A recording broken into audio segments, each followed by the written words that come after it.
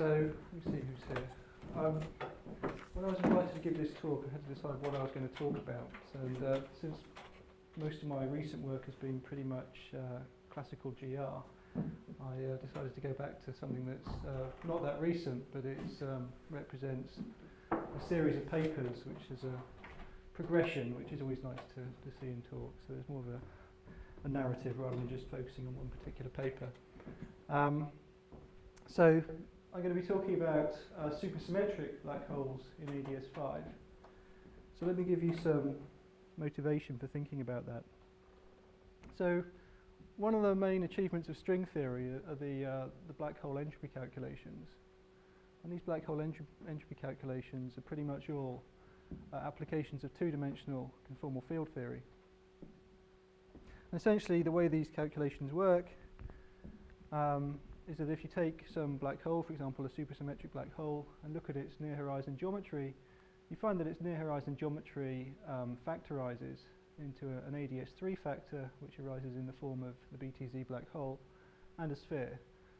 Well, actually, technically, I should say you have to first oxidize the black hole to get a black string, and then the black string near-horizon geometry contains this BTZ factor. And so the BTZ black hole is a black hole in AdS3, and AdS3 CFT2 is fairly well understood. So these BTZ black hole microstates are states in the CFT. So to calculate the entropy of this black hole, we just apply Cardy's formula in two-dimensional CFT, as was pointed out by Strominger some time ago.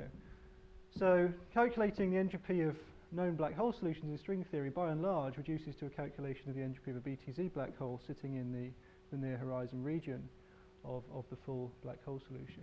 So I'm probably being a little bit controversial when I say this, but there's a sense in which the BTZ black hole is the only black hole that we've really understood in string theory, and that other black hole entropy calculations are just bootstrapping on this result, that they're coming along borrowing this result just because they're the same near-horizon geometry. So it's slightly, the result's very beautiful, but in some ways it's a little bit frustrating, because when we do black hole entropy calculations, we hope we're learning something about the microscopic structure of black holes. We hope we're learning about actual quantum states which are due to a black hole. But in fact, these calculations tell you very little about the actual quantum states due to a black hole, because they don't do a microstate counting by listing the states and then counting them. They do it using Cardy's formula, which of course is just a special consequence of modular invariance of two-dimensional conformal field theory.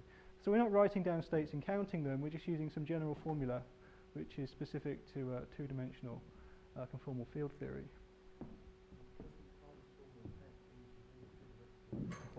It does, but it doesn't do it. You don't ever write down the states and then say, here's one state due to the black hole, here's another state due to the black hole. You're just using a general formula which you know should work, but what you're really using is modular invariance, right? You're not actually identifying the states due to the black hole. And the other problem with these calculations is that the two-dimensional conformal field theories that are used are very complicated. You have to start with some, the target space, for example, of these conformal field theories is some complicated orbifold. You start from that, and then you have to resolve it in some sense, go far away from the orbifold point, and you don't even know the Lagrangian of the field theory there. It's very messy. So that's another reason, of course, why it's hard to explicitly enumerate states, is because the field theory itself is so complicated. So the question I want to ask here is whether we can use AdS-CFT in higher dimensions to calculate the entropy of AdS black holes in more than 3 dimensions. So we know it works in 3 dimensions where we have the BTZ black hole, but can we go up to more than 3 dimensions? So going up 1 dimension to the case of 4 dimensions, the answer is probably not. So in the 4-dimensional case, the simplest example of AdS-CFT is where the CFT is the M2 brane CFT, and that CFT is not very well understood at all. So even if we could find appropriate black hole solutions here, we don't really understand the CFT very well to do much with it. But we can go to 5 dimensions, where things look a lot more promising, because the dual CFT is our favourite CFT. It's n equals 4 super Yang-Mills theory, at least if we're doing this on a 5-sphere. However, this n equals 4 super Yang-Mills theory, as we know, is strongly coupled at least in the regime where it's dual to classical supergravity. So we're going to have to confront this issue of strong coupling in the CFT if we're going to be able to do anything. And this is where supersymmetry comes in. If we focus in on supersymmetric black holes in AdS5, then when it comes to understanding them from the CFT point of view, calculating the entropy, we're going to be counting supersymmetric states at strong coupling. And we can hope, therefore, that non-renormalization effects will allow us to actually do this calculation at weak coupling and extrapolate. So that's the motivation for thinking about supersymmetric black holes in AdS5. Okay, so here's a plan of the talk. So I'm going to start. So our goal then is mainly to construct supersymmetric black holes in AdS5. So I'm going to, most of my work in this field has been the construction of the solutions. So I'm going to explain a bit about how that's done. So I'm going to start by warming up not with AdS black holes, but with black holes that are in asymptotically flat spacetime. I'll then go on to discuss lower dimensional AdS examples. So I'll look at supersymmetric black holes in AdS3 and AdS4. And then I'll come to the main point, which is the supersymmetric black holes in AdS5. And then towards the end, I'm going to say a bit more about the CFT interpretation of these black holes, which is probably the most interesting bit for this audience. So here are my collaborators. So this work started with a couple of papers with Jan Gotowski. Most of the CFT stuff was developed in collaboration with Radu Royban. Unfortunately, all of that was unpublished and then subsequently was published by other people. So maybe we should have written it out. And most recently, I've been working with Hari Kanduri and James Lucetti, who I think left this week. Okay, so let's warm up then by asking what's known about supersymmetric black holes in 5 asymptotically flat dimensions. So here what I want to do is not just find particular examples of supersymmetric black holes. I want to do something more general and ask, what are all the supersymmetric black holes? Okay, so here's the theory I'm going to be working in. 5-dimensional ungauged supergravity coupled to vectors.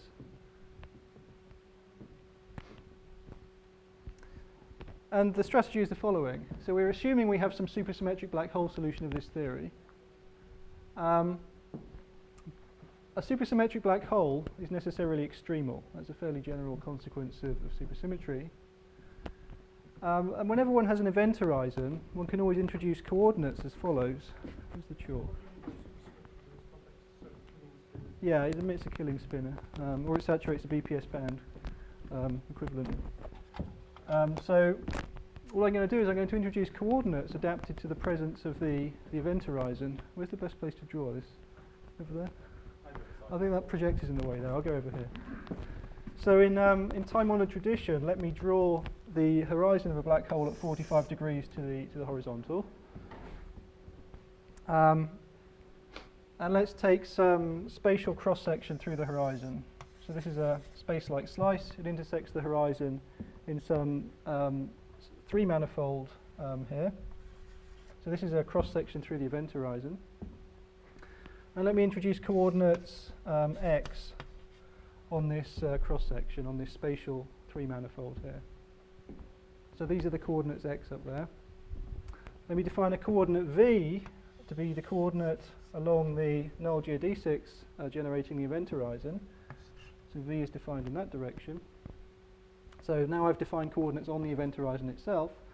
And now let me define coordinates in the bulk away from the event horizon by considering null geodesics in this direction, and let r be the affine parameter along those null geodesics. So the horizon itself is at r equals 0. So that's now defined for me a set of coordinates valid in a neighborhood of the event horizon, r, v, and x. And these coordinates are known as Gaussian null coordinates. So you can introduce these coordinates whenever you have an event horizon. And a little bit of thought shows that the line element in these coordinates must always take this form. So it's completely general. Whenever you have an event horizon, you can define coordinates like this. The only thing that's not general here is the fact that I have an r squared here. and that's because I have an extremal black hole. If I had a non-extremal black hole such as Schwarzschild, this would just be an R, but if I have an extremal black hole, the fact that I have an R squared here is the reason why I have vanishing temperature. So this metric involves several unknown coefficients, such as this scalar A, this one form H, and this metric GAB. GAB here is just the metric on this cross-section through the horizon if I evaluate it at R equals 0. So that's the strategy. We're going to analyse things in these coordinates. But it's still too hard just working with this. So the next step is to simplify the problem by taking a near-horizon limit. You can see that this line element here admits a well-defined limit if I rescale R to epsilon R, V to V over epsilon, and send epsilon to 0. The overall form of this line element is unchanged. And this is what I mean by a near-horizon limit. In fact, this is the proof that a near-horizon limit always exists for an extremal black hole. You introduce these coordinates, and this is the limit. So you can see overall the form of the metric is invariant under this limit, but the one thing the limit does do for you is it simplifies the R dependence. So after you've taken this limit, the R dependence of A, H, and G all drops out, and the only R dependence left is what I've explicitly indicated in the line element here. So after taking the near-horizon limit, I've reduced from a 5-dimensional problem to a 3-dimensional problem, where I just have to figure out the dependence of A, H, and G on my 3 spatial coordinates, x. So the next step is to impose supersymmetry. If you do that, you get a set of equations for these unknowns A, H, and G on this spatial cross-section through the horizon. I get a set of equations on this 3-manifold. And then finally, one has to solve those equations. And it turns out one can determine the most general solution of these equations for a spatially compact horizon, which of course is what you'd have for a black hole. So what you get, here are all possible near-horizon geometries for supersymmetric black holes in this class of theories. There are 3 possibilities. So the first case that arises is you find that the near-horizon geometry is the same as the near-horizon geometry of a known solution, and that solution was the rotating supersymmetric black hole discovered by Breckenridge, Myers, Peat, and Vaffer, and carries their initials. So this is a rotating supersymmetric black hole. It's a topologically spherical black hole. The rotation means that the horizon is not just a round 3-sphere, it's a homogeneously deformed 3-sphere. So this black hole has a squashed horizon. So that's the first possibility.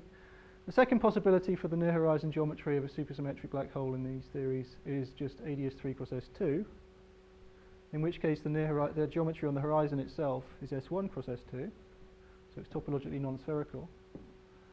And the final possibility is that the near-horizon geometry is flat, it's trivial, and in this case the geometry on the horizon itself is T3, a flat torus. So these are the possible near-horizon geometries of a supersymmetric black hole, but which ones actually correspond to full black hole solutions? So obviously this one arises from the BMPV solution. The BMPV solution was already known when this work was started. So clearly there's a full black hole solution corresponding to that. AdS 3 cross S2, well in this case we have a horizon geometry S1 cross S2, which would be a black ring. And at the time we did this classification, BPS black rings were not known, but subsequently they were found. And so this case here arises from supersymmetric asymptotically flat black rings. So that leaves the final case. It seems rather unlikely that this is actually going to occur if we looked at non-extremal black holes as a general result of Galloway, which argues that toroidal topology horizons cannot occur. So it seems unlikely that these are going to occur. So these are the known near-horizon geometries, and they do correspond to full asymptotically flat solutions. The question is now, can we go further and actually establish that the known asymptotically flat solutions corresponding to these near-horizon geometries are the only such solutions? And it turns out that one can. So you can improve on this local near-horizon analysis by using the fact that supersymmetric solutions of this theory can be written in a certain canonical form. So quite generally one can show that a supersymmetric solution of this theory must have a metric of this form. So there's a spatial part, and the spatial directions form a 4-dimensional, or real dimensional hyperkähler manifold, And the full metric is constructed by appending a time direction together with some one form omega here, which describes a boost or a rotation of the space-time, and a warp factor f. So any supersymmetric solution of this theory has a metric of this form. And using this, one can argue that the BMPV black hole is the unique BPS black hole in this theory with a topologically spherical event horizon. And in this case, for BMPV, this hyperkähler space just turns out to be flat. So that's now a global result. We've proved that the only BPS black hole in this theory with an S3 horizon is this BMPV solution.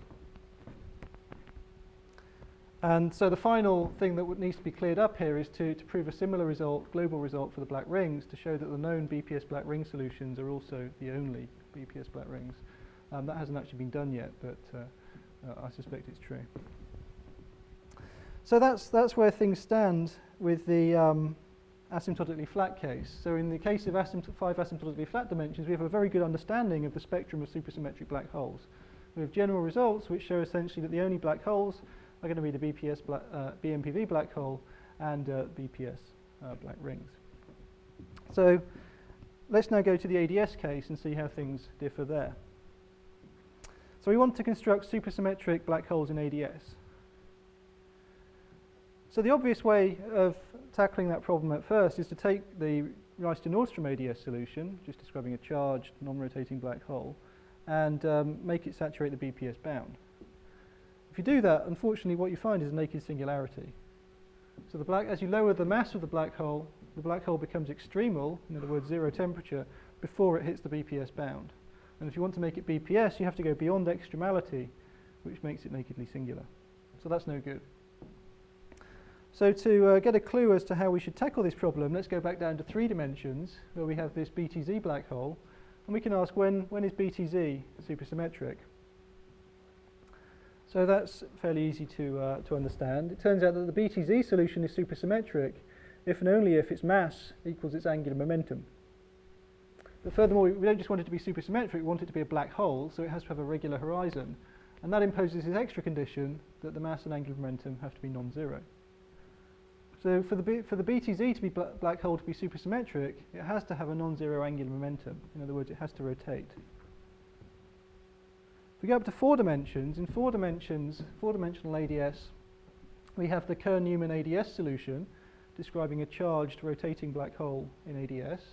This is a 4-parameter solution, the 4 parameters being its mass, angular momentum, and electric and magnetic charges. And we can ask, when does this saturate a BPS bound? It turns out there's a 1-parameter subfamily of this family describing a family of BPS black holes. That 1 parameter can be taken to be the electric charge. So there's a 1-parameter family of BPS black holes where the mass and the angular momentum are certain functions of the electric charge, and the magnetic charge has to vanish. So once again, we see that there is an angular momentum present. And therefore, the conclusion from these lower dimensional examples is that supersymmetric black holes in AdS have to rotate, which is why we didn't find them by starting from Rice-to-Nordstrom AdS, because that's not a rotating solution. But this presents something of a challenge, because it means if we want to construct new supersymmetric black holes in AdS, it's going to be rather hard, because finding rotating black hole solutions is always harder than finding non-rotating solutions.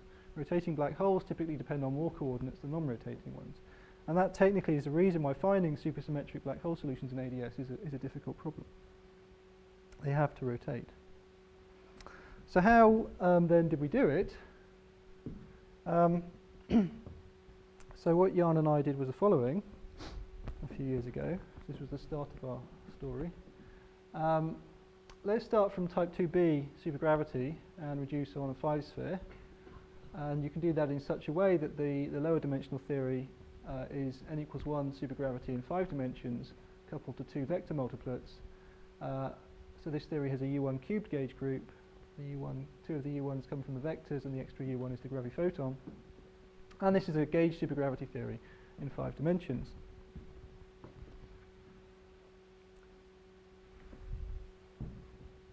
Now, just as for ungauged supergravity, it turns out there's a canonical form for supersymmetric solutions of this theory. So in the ungauged supergravity, remember I told you that any supersymmetric solution has a line element of this form, where we had a hyperkähler space here. Here in the gauge supergravity, it's very similar, except that it's no longer hyperkähler, it's merely Kähler. But still, any supersymmetric solution of this theory has a metric of this form. So in principle, determining supersymmetric solutions sounds straightforward. You pick your favorite Kähler space, and then you have to solve a certain couple of equations to determine this warp factor f and this one form omega on this Kähler space. Once you've done that, you've got a supersymmetric solution. In practice, though, it's not that easy, because the first step, the choice of this Kähler space, is not at all obvious. Even if you just want to recover something simple like the AdS5 ground state of this theory, you have to choose a fairly complicated Kähler space. So in this case, the Kähler space you have to choose is the so-called Bergman manifold, which is this homogeneous space, this U21 over U2. So to get more complicated solutions such as black holes, we're going to have to choose some more complicated spaces here. So what did we do? Well, instead of trying to do it that way, we went back to this method of classifying near-horizon geometries. So remember, in the asymptotically flat case, we could use that to determine all possible black hole solutions. So let's try the same thing here. We want to seek supersymmetric black holes systematically by examining their near-horizon geometries. So once again, we start from this general line element, valid near the horizon, take a near-horizon limit, and impose supersymmetry. We get a set of equations for A, H, and G on this three-manifold cross-section of the event horizon. And if we can solve them, we've determined the most general near-horizon geometry of a supersymmetric black hole in this theory. Unfortunately, we can't do that. The general solution to these equations is not known, in contrast with the ungauged theory, where we could determine it. What we could do is find examples of particular solutions. And one particular solution we did find corresponds to a homogeneous three-sphere. In other words, a cross-section through the horizon here is a homogeneous three-sphere, in much the same way as for the BMPV black hole. So we found a particular example of a near-horizon geometry of a supersymmetric black hole in this theory. The next step is to try and extend that to a full black hole solution, an asymptotically AdS black hole solution. So the form of this near-horizon geometry motivates a cohomogeneity 1 ansatz for the full solution. In other words, an ansatz depending on just a single radial direction. And by using that ansatz, we managed to construct the first examples of supersymmetric black holes in AdS5. So now we could go back, take these solutions once we found them using this method, and we can now rewrite them in this form and ask what is this Kähler space? And it turns out that it's a cohomogeneity 1 asymptotically Bergman space, but it's singular. So the base space actually has a singularity on it. So this general prescription of picking your favorite Kähler space and then using that to construct a full solution, it works in principle, but in practice you have to choose some pretty odd things, including singular geometries. So the base space is singular. Of course, the full space-time metric is perfectly regular, essentially because we have this warp factor f here, which is a 0 at the singularity, and so they cancel out and give you a regular 5D metric. Okay, so let me tell you a little bit about the properties of these solutions. How supersymmetric are they? Well, this is the first surprise, is that they turn out to be 1/16 BPS. So in the asymptotically flat case, the supersymmetric black holes that I referred to earlier are all 1/8 BPS. Here we have less supersymmetry, it's only 1/16. Remember, we're on a 5-sphere here, so we have an SO6 gauge group in principle, or an R-charge, an R-symmetry group if we're thinking about it in CFT language. So we can characterize these black holes according to a weight vector of SO6, and the components of that weight vector, Q1, Q2, and Q3, are just the electric charges with respect to the 3 U1s of my U1 cubed gauge group.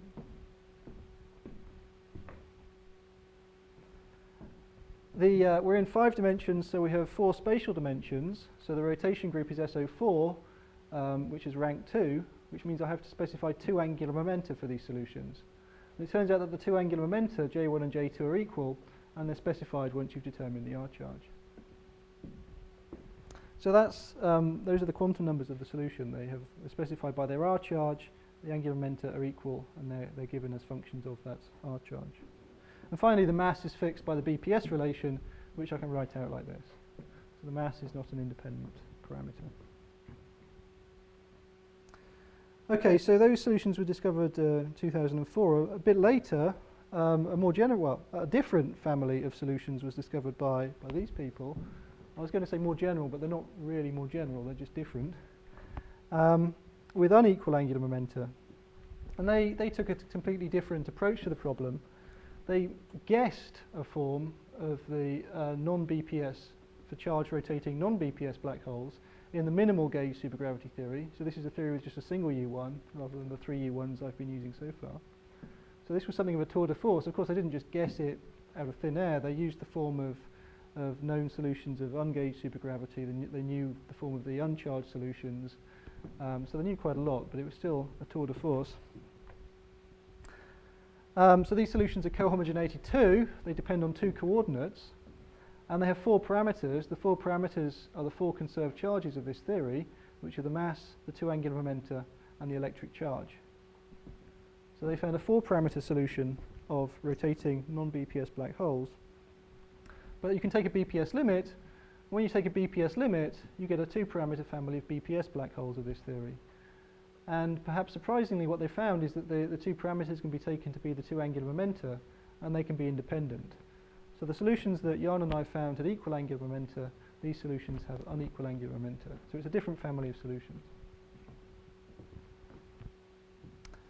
If you take this solution and work out what its SO6 R charge is, because we're in a minimal theory rather than the U1 cubed theory, the R charge is of the form QQQ. So clearly that's not the most general possible SO6 R charge. So what we have then is that we have these 2 families, the ones that Jan and I found with a general R charge, but equal angular momenta, and these solutions here with unequal angular momenta, but not the most general R charge. So clearly the next step then is to construct a more general solution. I promise this is my last slide on constructing solutions. So this was done last year by myself and Hurry and James Lucetti. So the way we did this was to take this BPS solution of the minimal gauge supergravity and work out what its base space is, write it in this canonical form for supersymmetric solutions. And what you find is it's rather complicated. It's a singular cohomogeneity 2 asymptotically Bergman space. But once we've got that base space from the minimal theory, we can just plug it into the non-minimal theory, the U1 cubed theory, and solve. And having done that, we get the most general known BPS solution, AdS5 black hole solution, which is parameterized by its 2 angular momenta and its 3 R charges, but there's one constraint between these 5 quantities. And that's the most general known BPS black hole solution in AdS5. So you can now forget about everything I've said so far and just concentrate on this statement. The most general known BPS black hole in AdS5 is a 4-parameter family, and the 4 parameters can be realized as saying we've got 5 charges with 1 constraint.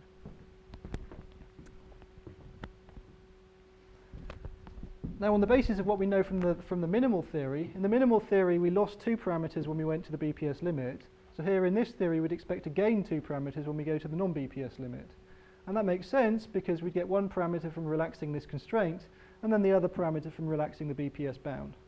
So you gain 2 extra parameters, means you get independent mass, charge, and mass, angular momentum, and charge, which sounds completely sensible. We expect there to be a family of non-BPS black hole solutions specified by all of the conserved charges of the theory, although this family of solutions is yet to be constructed. Why shouldn't there be a solution that just satisfies the BPS band without any constraint? I mean, the BPS bound for 1/16 BPS is just that the M is equal to some combination. Yeah, I wrote it down. The thing is, for the black holes, you've got 2 constraints. One is the BPS relation, which, as you say, is this, and the other is regularity of the horizon, which says you have to be above extremality. So extremality gives you another constraint. Okay, and those 2 constraints are different for AdS black holes. For asymptotically flat black holes, they turn out to be the same, so you only lose 1 parameter when you go to the BPS limit. For AdS black holes, you have 2 constraints, so it's 2 conditions.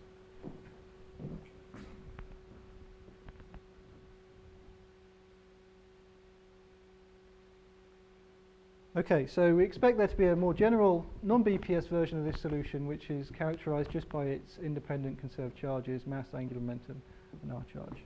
So it seems then, makes sense, it seems likely that this is the most general solution. Okay, let's now say a little bit about the gauge theory interpretation of these black holes. So we're interested in asymptotically AdS black holes, so the solution's asymptote to global AdS, which means that we're interested in the dual CFT on the Einstein universe, R cross S3. So the microstates of our black hole live in n equals 4 Yang-mills on this space. So the microstates are certain 1/16th BPS states of large N super Yang-mills on the Einstein universe. Equivalently, I can use the state operator correspondence to map that to local operators at the origin of flat space. So those are the microstates we're interested in. They're 1/16th BPS. And these states are classified by their quantum numbers J and Q, their spins and their R charge. So as you mentioned, the mass is not independent, it's fixed by the BPS relation. So the first thing we want to do is to translate the black hole quantum numbers into CFT language to figure out what quantum numbers these states that we're interested in must have. If you do that, then the quantum numbers turn out to be of order n squared. And that's true for any non-trivial bulk solution. Whenever you have a non-trivial bulk solution, the quantum numbers in CFT language are always of order n squared. So these are great big operators we're interested in. They're huge multi-trace operators. They're not just trace x squared or anything like that. These are enormous operators in this theory. Similarly, if you take the black hole entropy and translate that into gauge theory language, that's also of order n squared.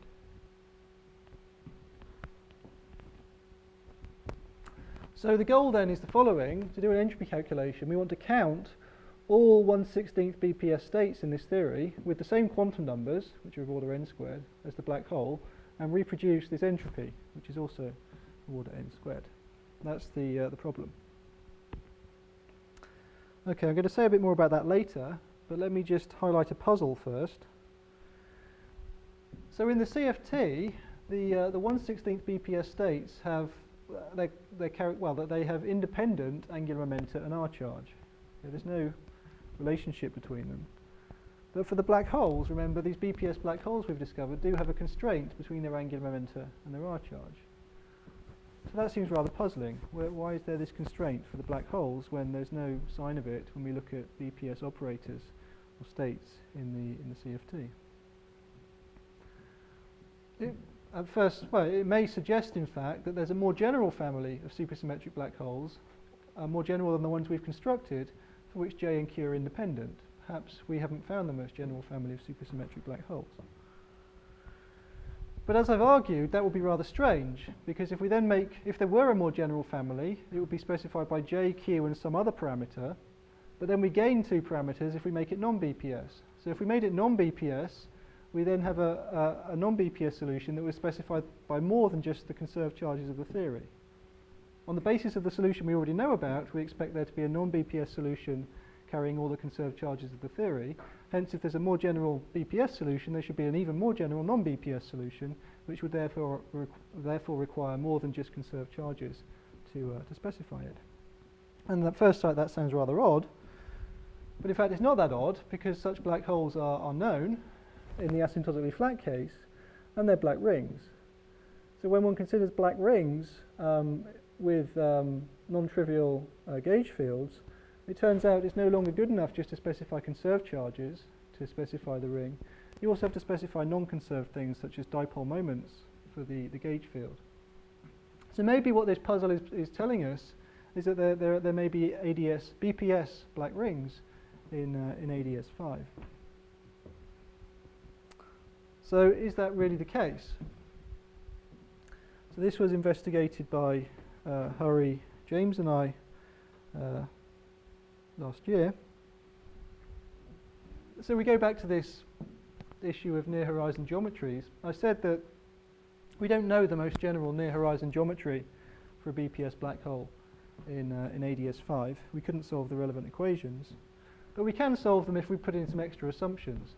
So let's assume that we're interested in black holes with two rotational symmetries. All known black holes in 5 dimensions, whether BPS or not, have two rotational symmetries. So we're just going to assume that the black holes we're interested in have as much symmetry as every known solution. If we do that, we can reduce this problem to ODEs and solve. And there are two interesting solutions. One solution is what we'd expect. It corresponds to the near horizon geometry of the BPS black holes I've been talking about up to now. So that there's no surprise, we already knew them. But then there's a second family. And the second family of solutions is a warped product of AdS3 and S2.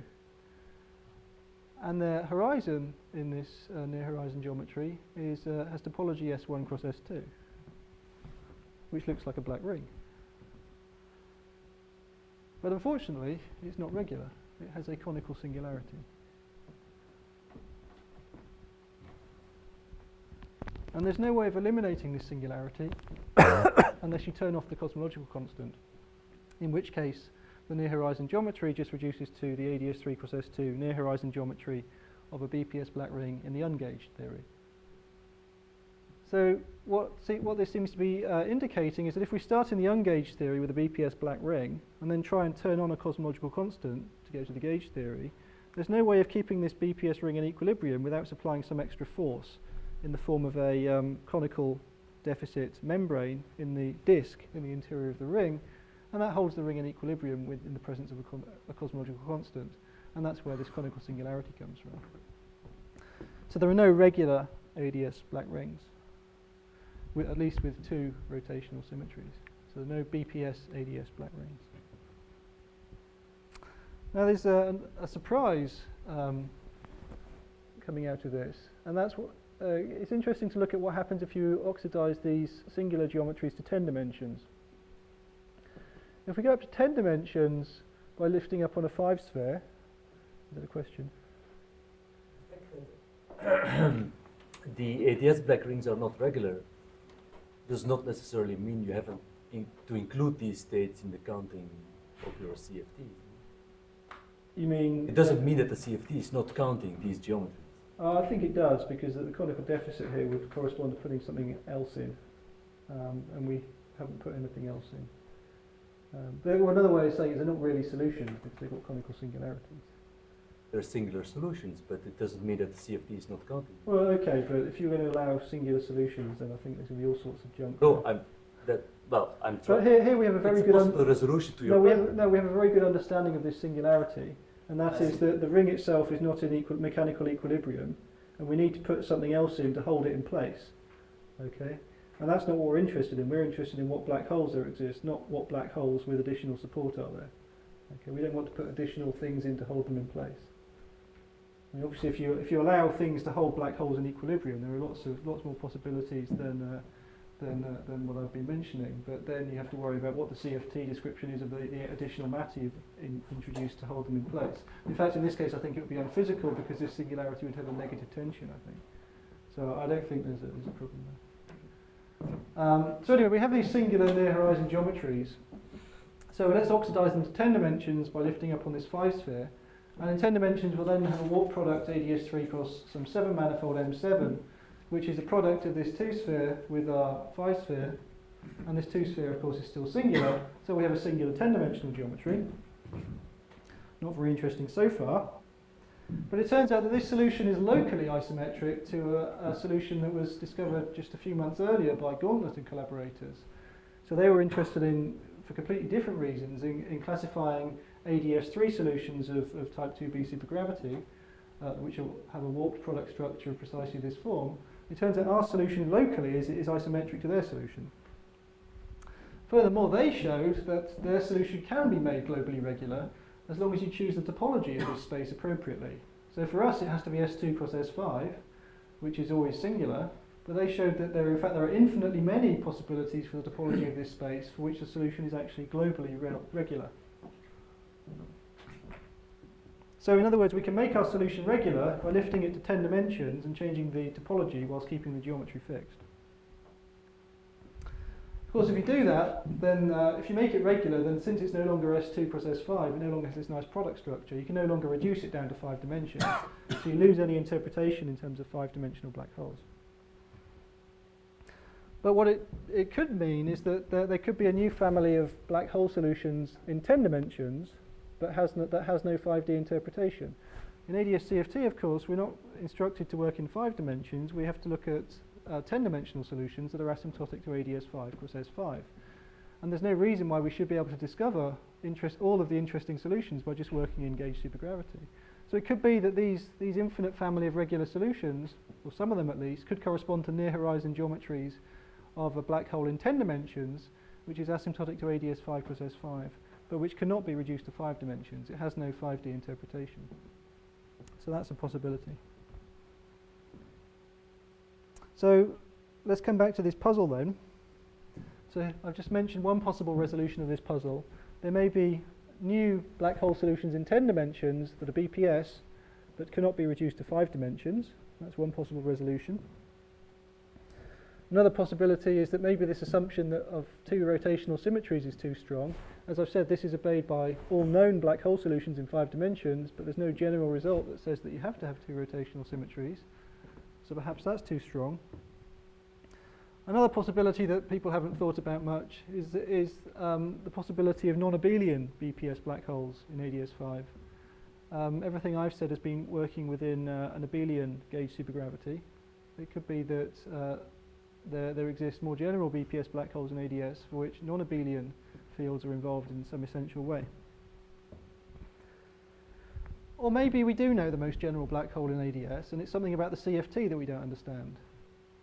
So here's something that could happen. It could be that although general 1/16 BPS states have 5 charges, perhaps only a 4-charge subset has an entropy which is large enough to be of order n squared and therefore correspond to a black hole.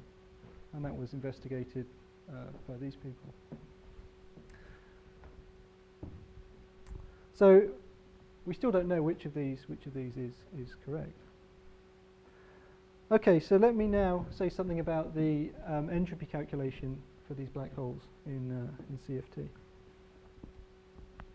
So here's a reminder of what the problem is. We need to count 1/16 BPS states of n equals 4 super Yang-Mills on the Einstein universe, or local operators on R4, which have the same quantum numbers as our black hole.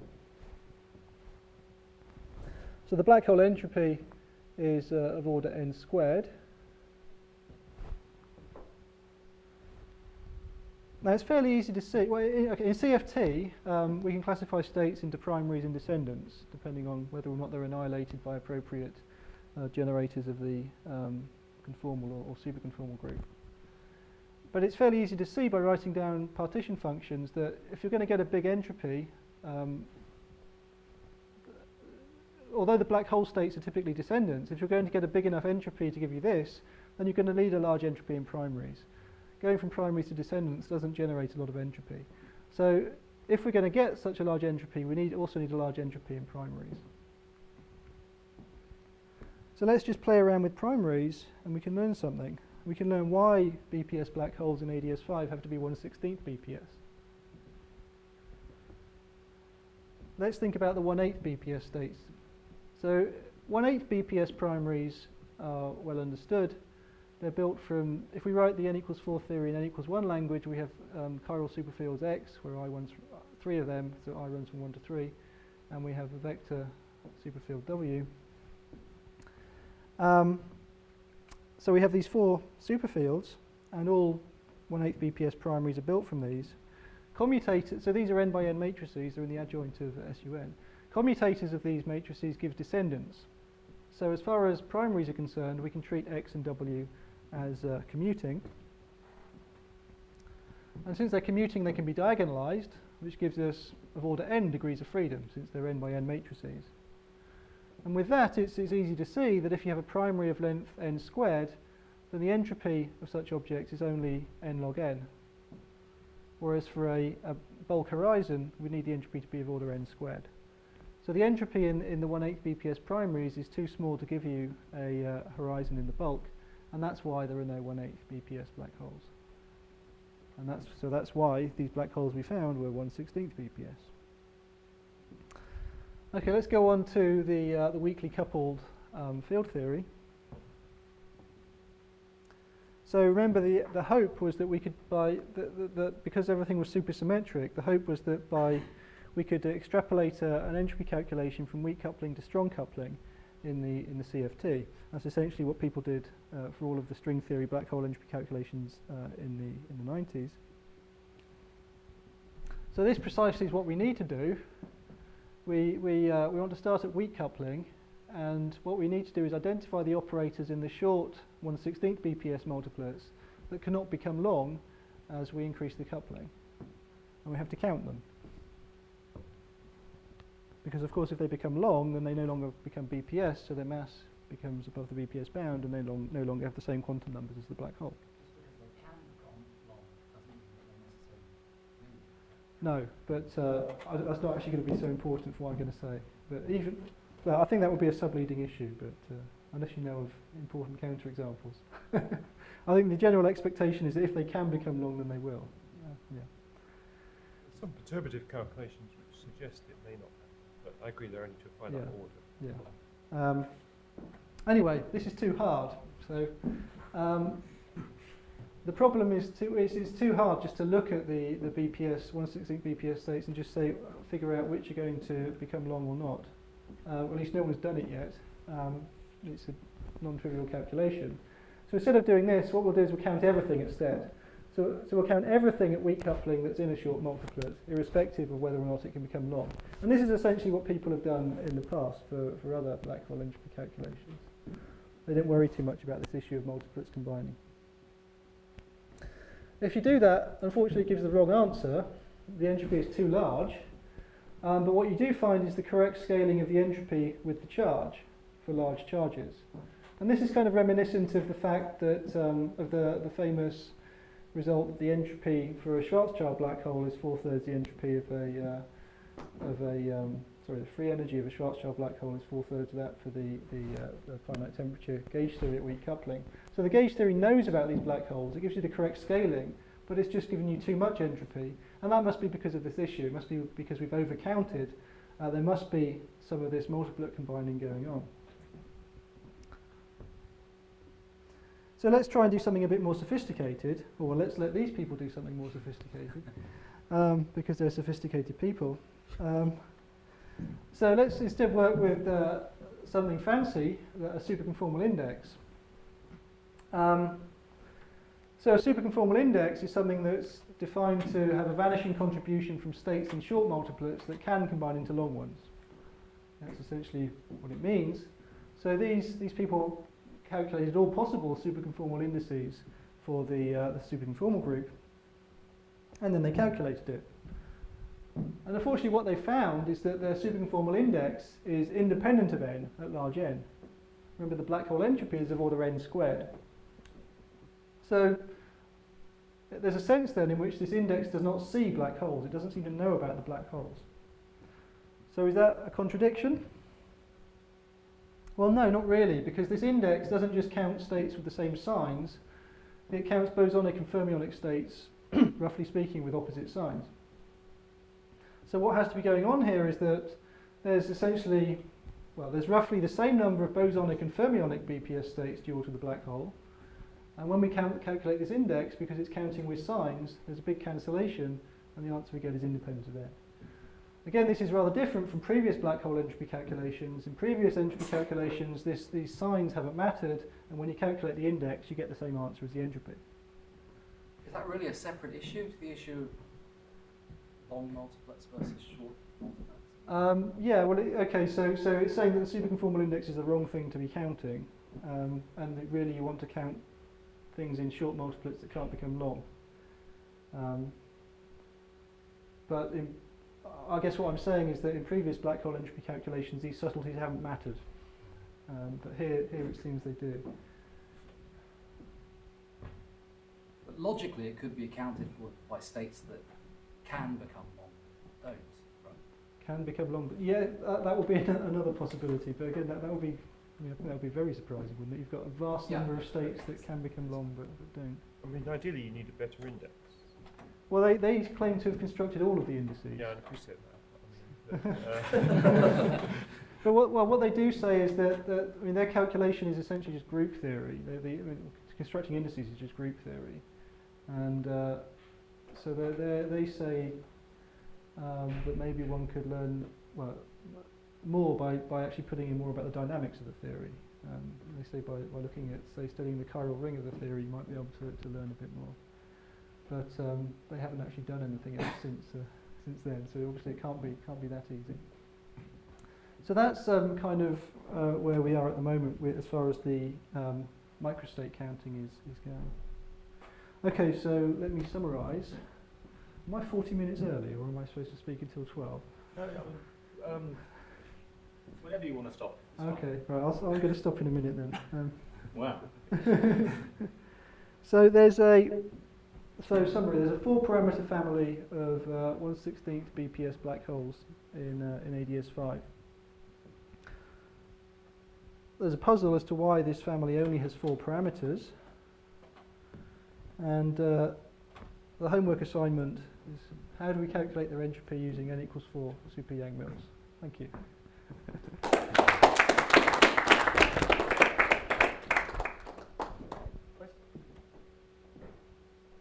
Sorry, did you put your hand up? I think In the field theory, you're getting supersymmetry with the chemical potential and the temperature somehow cancelling each other. Does that work? well, it depends what you mean by temperature. So these are supersymmetric, so the temperature is 0. If you want to take a limit of non-supersymmetric configurations, you can do that. And so you have to scale the temperature and the chemical potential in a certain way, which presumably is going to answer whatever the problem is.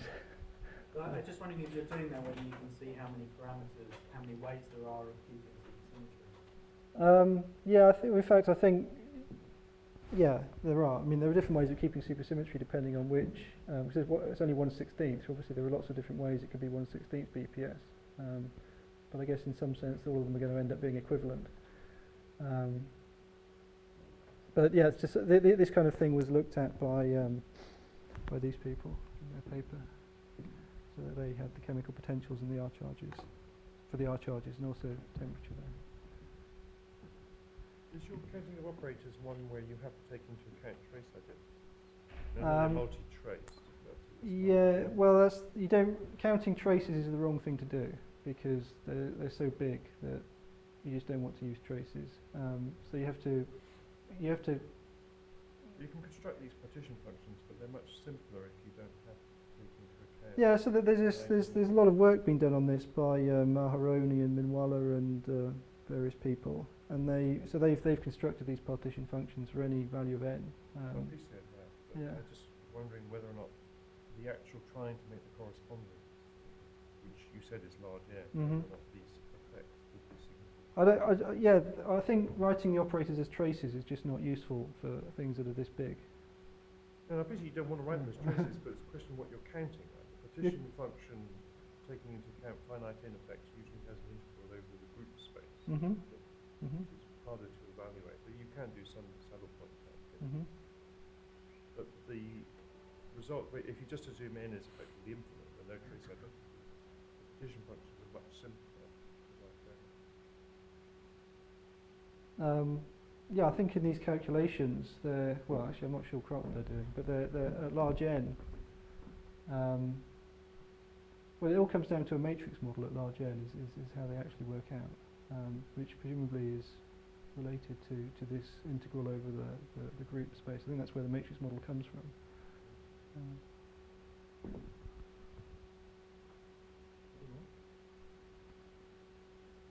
Okay, let's thank Harvey again.